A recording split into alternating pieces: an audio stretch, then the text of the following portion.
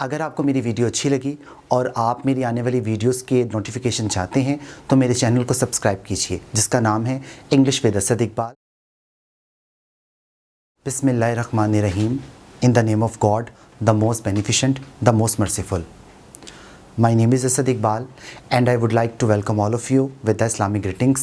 Assalamu alaikum wa rahmatullahi wa barakatuhu. In this video, we are going to learn how to use the structure of be about to correctly in a sentence. सबसे पहले हम उर्दू में समझेंगे कि about to का structure हम इस्तेमाल कहाँ करते हैं। उर्दू में इसका मतलब है एक ऐसे एक्शन की बात करना जो अभी आपने लिया नहीं, ऐसा काम जो अभी आपने किया नहीं करने वाले हैं और करना चाहते थे लेकिन अभी तक नहीं किया, तो उसके लिए हम यूज़ करते हैं अबाउट टू का स्ट्रक्चर।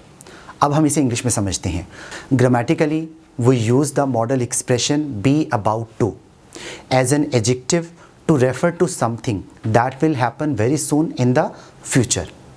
इसका मतलब यही है कि हम एक होने वाले एक्शन को बयान करने के लिए अबाउट टू का स्ट्रक्चर यूज़ करते हैं। अब हम उर्दू की एक मिसाल से समझते हैं कि अबाउट टू का स्ट्रक्चर यूज़ कैसे करना है। मैंने एक सेंटेंस लिखा है, सूरज गुरूब होने ही वाला है। उर्दू में इसकी निशानी क्या है? होने ही वाला है। इस बात का एक और मतलब भी है, सूरज गुरूब नहीं हुआ, होने ही वाला है। ठीक है, तो इसे इंग्लिश में कैसे हम करेंगे?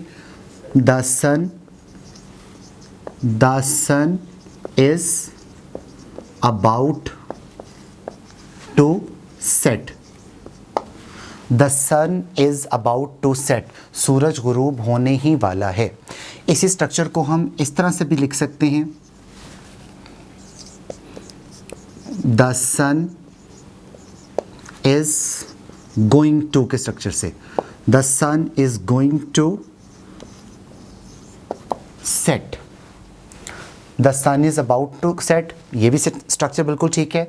The sun is going to set, ये स्ट्रक्चर भी बिल्कुल ठीक है। इसमें एक और मॉडिफिकेशन हो सकती है, वो ये, हम इसको ऐसे भी लिख सकते हैं, the sun is near to set. तो इसका मतलब है कि इस सेंटेंस को ट्रांसलेट करने के लिए हम तीन तरह से एक्सप्रेशन इस्तेमाल कर सकते हैं।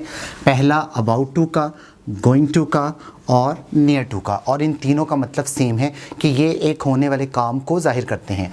The sun is about to set, the sun is going to set, the sun is near to set, इन तीनों का मतलब सेम है। अब हम बात करते हैं कि अगर ये फ़िक्रा पास्ट टेंस में होता, मतलब सूरज गुरूब ही होने वाला था, फॉर एग्ज़ाम्पल ये होता, सूरज गुरूब ही होने वाला था, गुरूब हुआ नहीं, होने वाला था, तो आपने सिंपल क्या करना था, यहाँ पे इसको वाज में बदल देना था। The sun was about to set, the sun was going to set, the sun was near to set. तो इसका मतलब है you can use this structure in present tense और in past tense as well. अब हम बात करते हैं इसकी फॉर्मेशन की कि इसका स्ट्रक्चर कैसे बनाया जाता है। तो सिंपल है, सबसे पहले आप लगाएंगे सब्जेक्ट, उसके बाद लगाएंगे आप बी। अब बी का मतलब क्या? B is equal to is, are, am, was, were. अगर आपका सेंटेंस प्रेजेंट में है तो आप इज़, आर, एम इनमें से कोई वर्ड यूज़ करेंगे, अगर पास्ट में है तो वाज, वर यूज़ करेंगे। तो subject plus be plus about to plus base form. Base form का मतलब होता है वर्ब की फर्स्ट फॉर्म। अच्छा, अबाउट टू में दूसरी मॉडिफिकेशन आप क्या कर सकते हैं? आप इसे गोइंग टू में भी कन्वर्ट कर सकते हैं और इसे नियर टू में भी कन्वर्ट कर सकते हैं। अब हम आपको इसका एप्लीकेशन सिखाते हैं। The sun is about to set, सूरज गुरूब होने ही वाला है। The sun was about to set, सूरज गुरूब होने ही वाला था। मतलब आप इस स्ट्रक्चर को प्रेजेंट में भी यूज़ कर सकते हैं, पास्ट में भी यूज़ कर सकते हैं। इसी तरह से the sun is going to set, the sun was going to set, the sun is near to set, the sun was near to set. I hope कि आज की वीडियो आपको बहुत पसंद आई होगी और आज का जो रूल मैंने सिखाया आपको, गोइंग टू, नियर टू और अबाउट टू का, वो आपको अच्छे अंदाज में समझ आ गया होगा। इस रूल को अच्छी तरह से समझने और इसकी प्रैक्टिस के लिए मैंने डिस्क्रिप्शन बॉक्स में एक लिंक दिया है, आप उस पर क्लिक कीजिए और ख़ुद को असेस कीजिए। If you like my video, please subscribe my channel English with Asad Iqbal and press the bell icon button.